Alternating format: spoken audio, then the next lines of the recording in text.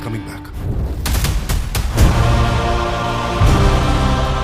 Abraham. Qureshi. Abraham. മലയാളികൾ ഒന്നടങ്കം ഒരുപോലെ കാത്തിരിക്കുന്ന ഒരു ചിത്രത്തിൻ്റെ രണ്ടാം ഭാഗമാണ് പൃഥ്വിരാജ് മുരളി ഗോപി സംവിധാനത്തിൽ മോഹൻലാൽ നായകനായി എത്തുന്ന എമ്പുരാൻ. ചിത്രത്തിന് ഇത്രയും ഹൈപ്പ് കൂടുവാനുള്ള ഏക കാരണം ഒന്നാം ഭാഗമായ ലൂസിഫർ ഉണ്ടാക്കിയ ഓളം തന്നെയാണ് അതിനു കാരണം. അതുകൊണ്ട് തന്നെ ബിഗ് ബഡ്ജറ്റിൽ ആണ് ഈ ചിത്രം ഒരുങ്ങുന്നത്. അതുകൊണ്ട് തന്നെ എമ്പുരാൻ ചിത്രം ഇറങ്ങുന്നതിന് 2 ആഴ്ച മുമ്പ് ലൂസിഫർ ഒന്നും കൂടി റിലീസ് ചെയ്ത് തിയേറ്ററുകളിൽ 2 ആഴ്ച എല്ലാവരും കണ്ടതിനു ശേഷം എമ്പുരാൻ റിലീസ് ചെയ്യണമെന്നാണ് ആഗ്രഹമെന്നും ആന്റണി പെരുമ്പാവൂർ പറയുന്നുണ്ട്. ലൂസിഫറിൻ്റെ 2ാം ഭാഗമാണ് L2 അഥവാ എമ്പുരാൻ. ജനുവരി 26-ന് നടന്ന ചടങ്ങിൽ നടൻ മമ്മൂട്ടിയാണ് ചിത്രത്തിൻ്റെ ടീസർ പുറത്തിറക്കിയത്. വൻ താരനിര തന്നെ ഉണ്ടായിരുന്നു ടീസർ ലോഞ്ചിങ്ങിന്.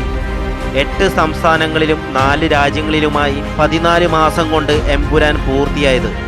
ചിത്രത്തിൽ മോഹൻലാൽ, പൃഥ്വിരാജ്, ടൊവിനോ, മഞ്ജു വാര്യർ, സുരാജ് വെഞ്ഞാറമൂട്, ഇന്ദ്രജിത്ത്, ഫാസിൽ, സാനിയ അയ്യപ്പൻ, നൈല ഉഷ, അർജുൻ ദാസ്, ഷൈൻ ടോം ചാക്കോ, സായ്കുമാർ തുടങ്ങിയ താരനിര തന്നെ ഉണ്ട്. അതിനു പുറമെ ഫ്രഞ്ച് നടൻ എറിക് എബ്രോനി, ബ്രിട്ടീഷ് നടി എന്നിവർ ചിത്രത്തിൽ എത്തുമെന്നാണ് വിവരം. ആരാണ് സ്റ്റീഫൻ? ഹിന്ദുക്കൾക്ക് 2025 മാർച്ച് 27-ന് ലോകമെമ്പാടുമുള്ള തിയേറ്ററുകളിൽ എമ്പുരാൻ എത്തുമെന്നാണ് സൂചന. എമ്പുരാനിൽ മമ്മൂട്ടി സാറുണ്ടോ എന്ന അവതാരകന്റെ ചോദ്യത്തിന് ഒടുവിൽ പൃഥ്വിരാജ് ആ വിവരം വ്യക്തമാക്കി. ഈ പാർട്ടിൽ മമ്മൂട്ടി സാർ ഇല്ല എന്നായിരുന്നു പൃഥ്വിരാജിന്റെ പ്രതികരണം.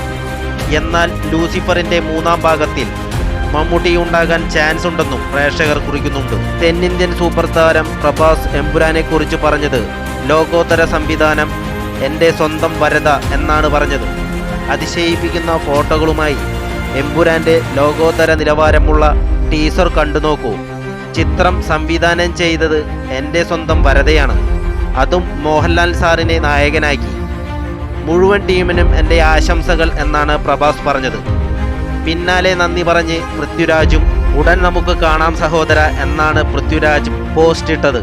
ആശീർവാദ് സിനിമാസിനൊപ്പം തമിഴിലെ പ്രമുഖ ബാനറായ ലൈക്ക പ്രൊഡക്ഷനും ചേർന്നാണ് ചിത്രം നിർമ്മിക്കുന്നത്. മലയാളത്തിന് പുറമെ തമിഴ്, തെലുങ്ക്, കന്നഡ, ഹിന്ദി ഭാഷകളിലും ചിത്രം എത്തുന്നുണ്ട്.